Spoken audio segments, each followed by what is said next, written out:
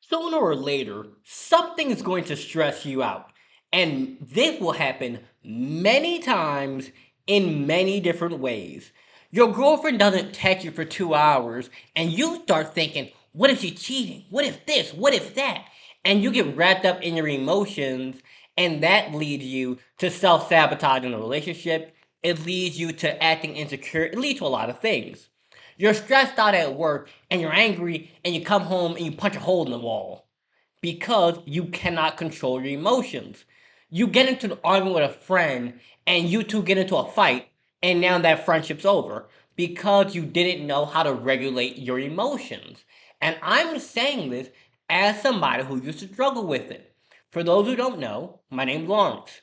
I'm a youth empowerment speaker. AKA, I've spent the last 4 years specializing in helping teens and young adults build self love, confidence, and a positive outlook on life.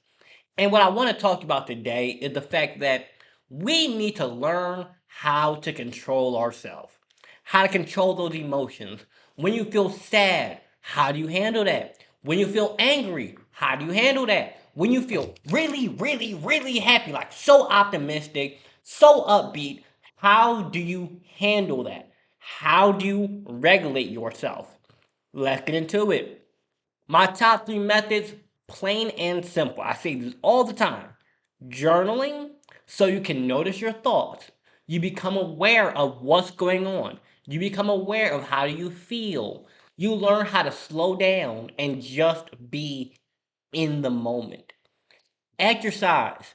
When you're too angry, when you're stressed out, when you're feeling really down and sad, going to the gym, running laps from the block, yoga, jumping jacks, whatever it is that you have access to. Calisthenics, do some push ups, do some squats, stretch. There are so many different ways you can get some exercise. But it has been proven that exercising releases chemicals. They're called dopamine, serotonin, oxytocin, and endorphins. AKA, they just make you feel good about yourself. They make you happy. They make you feel better. And this also allows you to get the anger out of you, to get the stress out of you. Because maybe you don't feel like sitting down and journaling it. You don't feel like talking to somebody about it. You don't feel like explaining it. You're just so upset. Running, get it out of your system. Weights, get it out of your system. Boxing, get it out of your system. Find a way that works for you. And the last one, go outside. As simple as it is, as obvious as this is, going outside and getting some fresh air has so many benefits for calming down. You could take a 5 minute walk, look at the sun shining, listen to the birds chirping.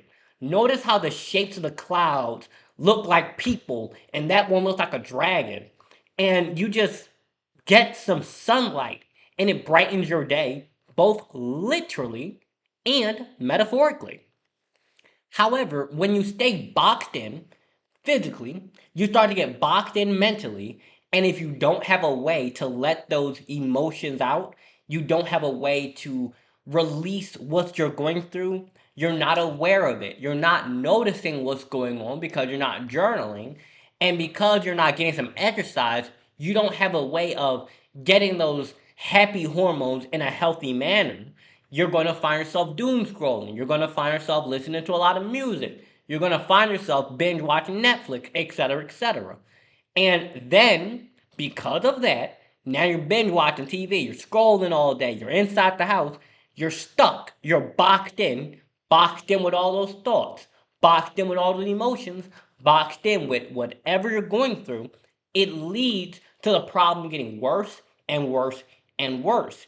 But when you have healthy ways of letting it out, when you have healthy ways of calming down, when you have healthy ways of managing your emotions and what you go through, it allows you to improve your relationships with other people. It allows you to improve your relationship with yourself. It allows you to be able to handle stress better. And most importantly, you'll be able to enjoy life more because you're not so stuck in your emotion. You're not so stuck in that pain. You're not so stuck in that anger. You're not so stuck in the situation because more often than not, we make the situation worse in our own head than the situation actually is. You think someone's cheating on you because they didn't respond fast enough. They're asleep. They're at work. They're at school. But when you allow your emotions to just run on and on and on and on, you start to believe the story that the emotions are telling you rather than what the truth of the matter truly is. You start to believe what you think it is, not what it actually is. You start to believe what you think it could turn into rather than what the facts truly are. So, I hope you got value from this video. I wanted to keep it nice and short for those who either just need something straight to the point or you may be new to my content. Here, I mainly talk about things relating to improving your self love, confidence, and your positive outlook on life, which is the same things I speak on professionally.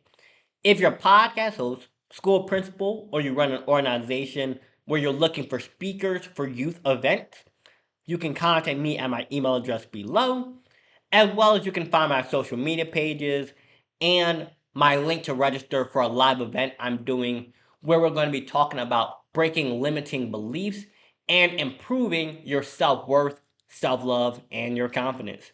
Have a great day.